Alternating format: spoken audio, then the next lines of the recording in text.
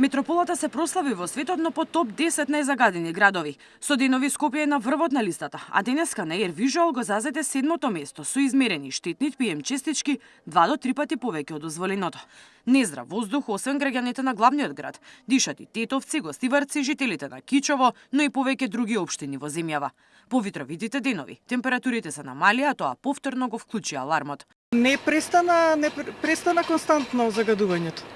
Загадувањето е најмногу од индустријата. Значи, индустријата си работи по план. Државата ништо не превзема, значи владата ништо не превзема, никакви мерки, а уште излегуваат со соопштенија дека ние сме виновни за сето тоа и дека некои AliExpress играчки ни се гледаат пред очи и параноични сме.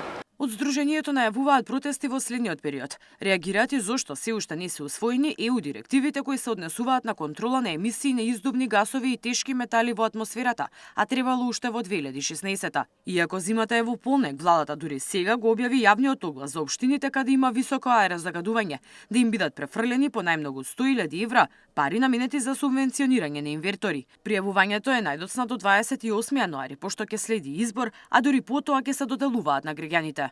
Мирена Давидовска, Сител телевизија.